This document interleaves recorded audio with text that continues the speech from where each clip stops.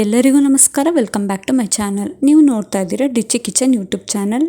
ಸಾಕಷ್ಟು ಜನ ನನಗೆ DM ಮಾಡಿದ್ರಿ ಬೆಂಡೆಕಾಯಿ ಸಾಂಬಾರು ಹೇಗೆ ಮಾಡೋದು ಅಂತ ತೋರಿಸಿ, ಹಾಗೆ ಮನೆಯಲ್ಲೇ ಹೇಗೆ ಸಾಂಬಾರು ಪುಡಿನ ಮಾಡ್ಕೊಳ್ಳೋದು ತೋರಿಸಿ ಅಂತಂದ್ಬಿಟ್ಟು ಸಾಕಷ್ಟು ಜನ ನನಗೆ ರಿಕ್ವೆಸ್ಟ್ ಕಳಿಸಿದ್ರಿ. ಹಾಗಾಗಿ ಇವತ್ತು ನಾನು ಮನೆಯಲ್ಲೇ ಸಾಂಬಾರು ಪುಡಿನ ಮಾಡಿಕೊಂಡು ಹೇಗೆ ಬೆಂಡೆಕಾಯಿ ಸಾಂಬಾರನ್ನ ಮಾಡೋದು ಅಂತಂದ್ಬಿಟ್ಟು ತೋರಿಸ್ತಾ ಇದ್ದೀನಿ. ತುಂಬಾನೇ ಸುಲಭ, ಕಮ್ಮಿ ಸಮಯದಲ್ಲಿ ಮಾಡ್ಕೊಂಡ್ಬಿಡ್ಬೋದು, ಹಾಗೆ ಸಖತ್ತು ಟೇಸ್ಟಿ ಆಗಿರುತ್ತೆ. ಒಂದ್ಸತಿ ನೀವು ಕೂಡ ಟ್ರೈ ಮಾಡಿ ನೋಡಿ, ನಿಮಗೂ ಇಷ್ಟ ಆಗುತ್ತೆ. ಇಷ್ಟ ಆಗಿದ್ರೆ ಪ್ಲೀಸ್ ಒಂದು ಲೈಕ್ ಮಾಡಿ, ಶೇರ್ ಮಾಡಿ, ಹಾಗೆ ಹೇಗೆ ಅನ್ನಿಸ್ತು ಅಂತ ಕಮೆಂಟ್ ಮಾಡಿ. ಈ ವಿಡಿಯೋನ ಪೂರ್ತಿಯಾಗಿ ನೋಡಿ. ಇನ್ನು ಯಾರೆಲ್ಲ ನನ್ನ ಚಾನಲ್ನ ಸಬ್ಸ್ಕ್ರೈಬ್ ಮಾಡ್ಕೊಳ್ದೆ ನೋಡ್ತಾ ಇದ್ದೀರಾ, ಪ್ಲೀಸ್ ಸಬ್ಸ್ಕ್ರೈಬ್ ಮಾಡ್ಕೊಂಡು ನೋಡಿ, ನನಗೂ ಸಪೋರ್ಟ್ ಮಾಡಿ. ಬನ್ನಿ ಇವಾಗ ಹೇಗೆ ಮಾಡೋದು ಅಂತ ನೋಡೋಣ. ಮೊದಲಿಗೆ ಬೇಳೆನ ಬೇಯಿಸಿಟ್ಕೊಂಡ್ಬಿಡ್ಬೇಕು.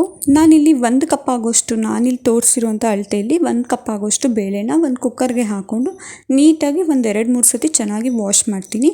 ಅದಾದಮೇಲೆ ಅದು ಸ್ವಲ್ಪ ಮುಳುಗುವಷ್ಟು ನೀರನ್ನ ಸೇರಿಸ್ಬೇಕು. ಅದಕ್ಕೆ ಕುಕ್ಕರಲ್ಲಿ ಬೇಳೆನ ಬೇಯಿಸ್ಕೊಂಡ್ರೆ ಚೆನ್ನಾಗಿ ಬೇಯುತ್ತೆ ಅಂತ ಅಂದ್ಬಿಟ್ಟು ಮೊದಲೇ ಬೇಳೆನ ಬೇಯಿಸಿಟ್ಕೊಂಡ್ಬಿಡ್ಬೇಕು.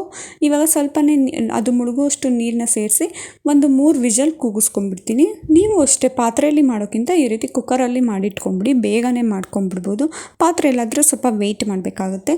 ಇವಾಗ ನೀಟಾಗಿ ತೊಳೆದು ಅದು ಮುಳುಗುವಷ್ಟು ನೀರು ಹಾಕಿ ಕುಕ್ಕರ್ ಮುಚ್ಚಳ ಮುಚ್ಚಿ ಒಂದು 3 ವಿಷಲ್ ಕೂಗಿಸ್ಬಿಡ್ತೀನಿ. ಇದನ್ನ ಕುಕ್ಕರ್ ಕೂಗೋಷ್ಟರಲ್ಲಿ ಈ ಕಡೆ ಬೇಕಾಗಿರುವಂಥ ಒಂದು ಮಸಾಲಾನ ರೆಡಿ ಮಾಡ್ಕೊಳ್ಳೋದಕ್ಕೆ ಫಸ್ಟ್ ಇಲ್ಲಿ ಹುಣಸೆಹಣ್ಣ ನೆನೆಸಿಟ್ಕೊಂಡ್ಬಿಡ್ತೀನಿ. ನಾನಿಲ್ಲಿ ತೋರಿಸ್ತಾ ಇದ್ದೀನಲ್ಲ, ಈ ಅಳತೆಯಷ್ಟು ಹುಣಸೆಹಣ್ಣ ನಾನು ನೀರಲ್ಲಿ ಹಾಕಿ ನೆನೆಸಿಟ್ಕೊಳ್ತೀನಿ. ಸುಮಾರು ಒಂದು 10 ನಿಮಿಷ ನೆನೆದ್ರೆ ಸಾಕಾಗುತ್ತೆ. ಇವಾಗ ಕುಕ್ಕರ್ ಕೂಗೋಕ್ಕಿಟ್ಟು ಈ ಕಡೆ ಹುಣಸೆಹಣ್ಣು ಕೂಡ ನೆನೆಸೋಕ್ಕಿಟ್ಟು ನಾನಿಲ್ಲಿ ಬೆಂಡೆಕಾಯಿನ ನೀಟಾಗಿ ಒರೆಸ್ಕೊಂಡು ಹೆಚ್ಚಿಟ್ಕೊಂಡ್ಬಿಡ್ತೀನಿ. ಆವಾಗ ಮಾಡೋದಕ್ಕೆ ಸುಲಭ ಆಗುತ್ತೆ ಅಂತ ಅಂದ್ಬಿಟ್ಟು ನಾನಿಲ್ಲಿ ಸುಮಾರು 1 kg ಆಗೋಷ್ಟು ಬೆಂಡೆಕಾಯಲ್ಲಿ ಸಾಂಬಾರು ಹೇಗೆ ಮಾಡೋದು ಅಂತ ತೋರಿಸ್ತಾ ಇದ್ದೀನಿ. ನೀವು ಬೇಕಾದರೆ ಇದಕ್ಕೆ ಡಬಲ್ ಆಗೋಷ್ಟು ಕ್ವಾಂಟಿಟಿನ ನೋಡಿಕೊಂಡು ಮಾಡ್ಕೊಬೋದು. ಒಂದೇ ಸೈಜಲ್ಲಿ ನಾನಿಲ್ಲಿ ತೋರಿಸ್ತಾ ಇದ್ದೀನಲ್ಲ, ಈ ಅಳತೆಯಲ್ಲಿ ಒಂದೇ ಸೈಜಲ್ಲಿ ನಾನು ಹೆಚ್ಚಿಟ್ಕೊಂಡ್ಬಿಡ್ತೀನಿ.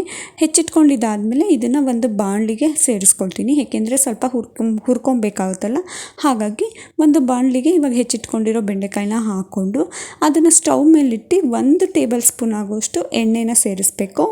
1 ಟೇಬಲ್ ಸ್ಪೂನ್ ಆಗೋಷ್ಟು ಎಣ್ಣೆನ ಸೇರಿಸಿ ನೀಟಾಗಿ ಹುರ್ಕೊಬೇಕು. ಏನಿಲ್ಲ ಅಂದರೂ ಸುಮಾರು ಒಂದು 15 ನಿಮಿಷನಾದರೂ ನೀಟಾಗಿ ಹುರ್ಕೊಬೇಕು. ಇದರಲ್ಲಿರೋ ಬೆಂಡೆಕಾಯಲ್ಲಿರೋ ನೋಳಿ ಅಂಶ ಎಲ್ಲ ಹೋಗೋ ತನಕ ಚೆನ್ನಾಗಿ ಹುರ್ಕೊಬೇಕಾಗುತ್ತೆ. 15 ನಿಮಿಷ ಹಾಗೆ ಹುರ್ಕೊಬೇಕಾಗುತ್ತೆ. ಮಧ್ಯ ಮಧ್ಯ ಹೀಗೆ ಸ್ವಲ್ಪ ಸೌಟಲ್ಲಿ ತಿರುಗಿಸ್ಕೊಂಡು ನೀಟಾಗಿ ಒಂದು 15 ನಿಮಿಷ ಹುರ್ಕೊಂಡ್ರೆ ಸಾಕಾಗುತ್ತೆ. ಅದು ಸ್ವಲ್ಪ ಕಲರು ಚೇಂಜ್ ಆಗುತ್ತೆ, ನೋಳಿ ಅಂಶ ಎಲ್ಲ ಬಿಟ್ಟು ಕಲರ್ ಚೇಂಜ್ ಆಗುತ್ತೆ, ನಿಮಗೆ ಗೊತ್ತಾಗುತ್ತೆ. ಇವಾಗ ಹುರಿದಿಟ್ಟಿರೋ ಬೆಂಡೆಕಾಯಿನ ನಾವು ಮೊದಲೇ ಬೇಳೆ ಬೇಯಿಸಿಟ್ಕೊಂಡಿದ್ವಲ್ಲ, ಅದನ್ನು ಒಂದು ಪಾತ್ರೆ ಹಾಕೊಂಡು ಹುರಿದಿಟ್ಟಿರೋ ಬೆಂಡೆಕಾಯಿನ ಸೇರಿಸ್ತಾ ಇದ್ದೀನಿ. ಅದಾದಮೇಲೆ ಸ್ವಲ್ಪ ಬೆಲ್ಲನ ಹಾಕಿ, ಅಂದರೆ 1 ಕಪ್ ಆಗೋಷ್ಟು ಬೆಲ್ಲನ ಹಾಕಿ ಅದ್ರ ಜೊತೆಗೆ ರುಚಿಗೆ ತಕ್ಕಷ್ಟು ಉಪ್ಪನ್ನು ಇವಾಗಲೇ ಸೇರಿಸ್ಬಿಡ್ತೀನಿ. ಕೊನೆಯಲ್ಲಿ ನಾನು ಏನೂ ಹಾಕೋದಿಲ್ಲ, ಇವಾಗಲೇ ರುಚಿಗೆ ತಕ್ಕಷ್ಟು ಉಪ್ಪನ್ನು ಹಾಕಿ ನೀಟಾಗಿ ಅದನ್ನು ಬೇಯಿಸ್ಕೊಬೇಕು. ಇದನ್ನು ಬೇಯಿಸೋದಕ್ಕೆ ನಾವು ಬೇಳೆ ಬೇಯಿಸುವಾಗ ಹುಣಸೆಹಣ್ಣ ನೆನೆಸಿಟ್ಟಿದ್ವಲ್ಲ, ಅದರದ್ದು ರಸನ ಸೇರಿಸ್ಬಿಟ್ಟು ಚೆನ್ನಾಗಿ ಇದನ್ನು ಬೇಯಿಸ್ಕೊಬೇಕು. ಹುಣಸೆಹಣ್ಣಿನ ರಸ ಮತ್ತು ಉಪ್ಪು ಬೆಲ್ಲ ಹಾಕಿ ಬೇಯಕ್ಕಿಟ್ಟಿದ್ದೀನಿ. ಅದಾದಮೇಲೆ ಇವಾಗ ರುಬ್ಬೋದಕ್ಕೆ ಮಸಾಲಾನ ರೆಡಿ ಮಾಡ್ಕೊಳ್ತಾ ಇದ್ದೀನಿ. ಒಂದು ಸಣ್ಣ ಬಾಣಲಿಗೆ ಒಂದು 2 ಟೇಬಲ್ ಸ್ಪೂನ್ ಆಗೋಷ್ಟು ಧನಿಯಾ ಬೀಜ, ಹಾಗೆ ಒಂದು 15 ಬ್ಯಾಡಗಿ ಮೆಣಸಿನ್ಕಾಯಿ. ಬ್ಯಾಡಗಿ ಮೆಣಸಿನ್ಕಾಯಿ ಸ್ವಲ್ಪ ಕಲರ್ ಬರುತ್ತೆ, ಖಾರ ಕಮ್ಮಿ ಇರುತ್ತೆ, ಅದನ್ನು ಬಳಸೋದ್ರಿಂದ ತುಂಬ ಆರೋಗ್ಯಕ್ಕೆ ಒಳ್ಳೆಯದು. ಅದನ್ನು ಸೇರಿಸ್ಬಿಟ್ಟು ನೀಟಾಗಿ ಹುರ್ಕೊಬೇಕು. ಪರಿಮಳ ಬರೋ ತನಕ ಹುರ್ಕೊಂಡ್ರೆ ಸಾಕಾಗುತ್ತೆ. ಕಮ್ಮಿ ಉರಿ ಕೊಟ್ಟು ಒಂದು 3 ನಿಮಿಷ ಹುರ್ಕೊಂಡಿದ್ದಾದಮೇಲೆ ಅದು ಕಂಪ್ಲೀಟಾಗಿ ತಣ್ಣ ಆದಮೇಲೆ ಒಂದು ಮಿಕ್ಸಿ ಜಾರ್ಗೆ ಹಾಕ್ತಾ ಇದ್ದೀನಿ. ಧನಿಯಾ ಕಾಳು ಮತ್ತು ಬ್ಯಾಡಗಿ ಮೆಣಸಿನ್ಕಾಯಿನ ಮಿಕ್ಸಿ ಜಾರ್ಗೆ ಹಾಕಿ ಅದಾದಮೇಲೆ 1 ಕಪ್ ಆಗೋಷ್ಟು ತೆಂಗಿನಕಾಯಿ ತುರಿನ ಸೇರಿಸ್ಬೇಕು. ಸೇರಿಸಿದಾದ್ಮೇಲೆ ನೈಸ್ಗೆ ಇದನ್ನು ರುಬ್ಕೊಬೇಕು. ಬೇರೆ ಇನ್ನೇನು ಬೇಡ, ಇಷ್ಟನ್ನೇ ರುಬ್ಕೊಂಡ್ರೆ ಸಾಕಾಗುತ್ತೆ. ತುಂಬಾ ಟೇಸ್ಟಿ ಆಗಿರುತ್ತೆ ಬೆಂಡೆಕಾಯಿ ಸಾಂಬಾರು. ಇವಾಗ ಆ ಕಡೆ ಬೆಂಡೆಕಾಯಿನ ಬೇಯಕ್ಕಿಟ್ಟಿದ್ವಲ್ಲ, ಅದಕ್ಕೆ ರುಬ್ಬಿರೋ ಮಸಾಲನೇ ಹಾಕಿ ಚೆನ್ನಾಗಿ ಕುದಿಸ್ಕೊಬೇಕಾಗುತ್ತೆ.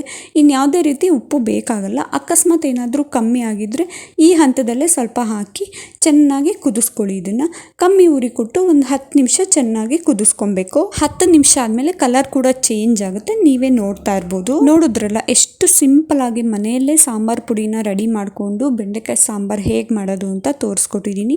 ಈ ವಿಡಿಯೋನ ಪೂರ್ತಿಯಾಗಿ ನೋಡಿ. ಇನ್ ಕೇಸ್ ಏನಾದರೂ ಇಷ್ಟ ಆಗಿದ್ರೆ ಪ್ಲೀಸ್ ಒಂದು ಲೈಕ್ ಮಾಡಿ, ಶೇರ್ ಮಾಡಿ. ಇದನ್ನು ಮುದ್ದೆ ಜೊತೆಗೆ ಅನ್ನದ ಜೊತೆಗೆ ಹಾಕೊಂಡು ತಿಂತಾ ಇದ್ರೆ ತುಂಬಾ ಚೆನ್ನಾಗಿರುತ್ತೆ. ನೀವು ಮನೇಲಿ ಟ್ರೈ ಮಾಡಿ ಹೇಗಿತ್ತು ಅಂತ ನನಗೆ ಕಮೆಂಟ್ ಮಾಡಿ.